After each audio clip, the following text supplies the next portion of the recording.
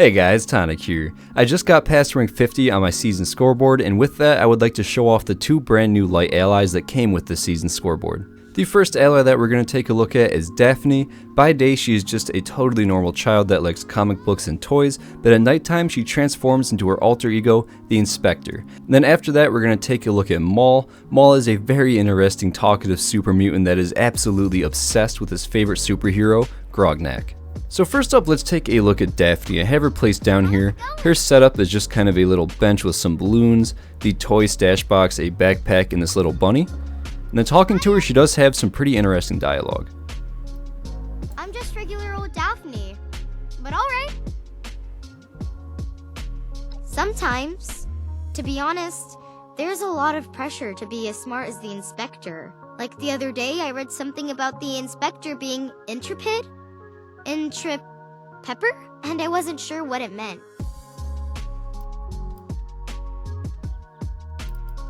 That sounds about right. The Inspector is super brave. I really appreciate you helping me learn new stuff.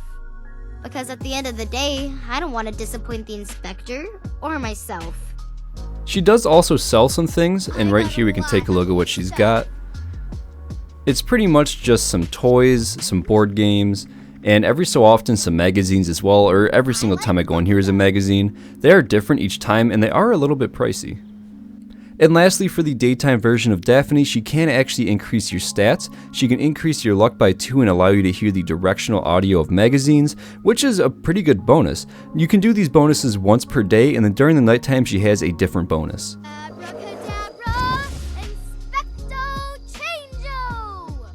So now with Daphne acting as the Inspector, we get the new perk, and that is going to be perception increased by 1 and a better chance to find more caps and canned food. And not only do the perks change that she can give you, but her entire personality changes as well. She becomes a lot more confident, and there is some pretty interesting dialogue that you can get into. I go by many names.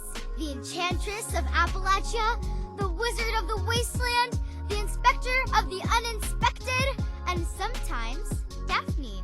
And so while recording this, I kind of was thinking to myself, does she actually engage in combat? Because most allies will help you defend your camp. So I ran up to the White Springs Golf Club, I got a ton of ghouls to follow me down, and as you can see, they don't really fight with her. They actually don't even target her. She does not target them. She doesn't run or hide or fight in any way.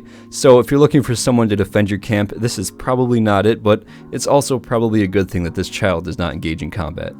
Now let's take a look at Maul, and I do gotta say that I really like Maul a lot as a Lite ally. He's just really cool. There's some really cool stuff you can talk with him about.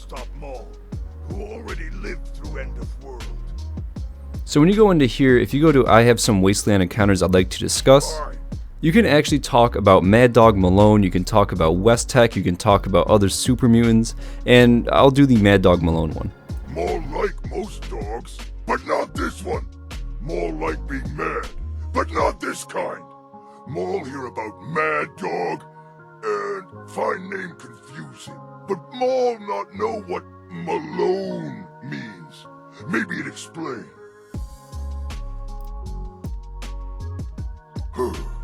If Malone is doing this John, Maul think he knows Saint. Malone remind Maul of Trickster in Grognak issue 20 of Feb. Say one thing, do another. Very tricky. But Grognak see through lie.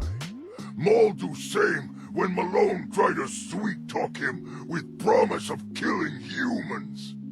And we can also talk about the West Tech Medical Center, which brings up some pretty interesting dialogue as well. Yes, human make super mutants. Human make superheroes too. Does not mean human better. Egg make chicken, but chicken tastes better.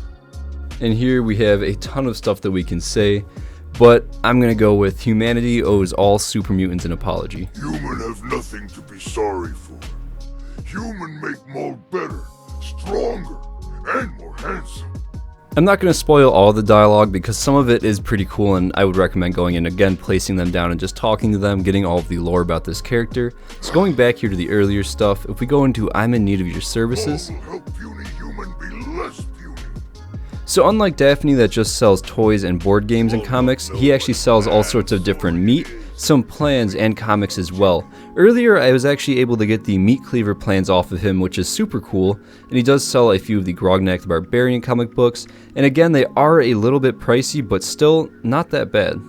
Plus you can ask him to help train you, and that will make your melee weapons weigh less, give you 20 plus rad resistance and +1 strength. And so just like Daphne, you cannot customize their outfit, which makes sense because we don't really have any super mutant armor.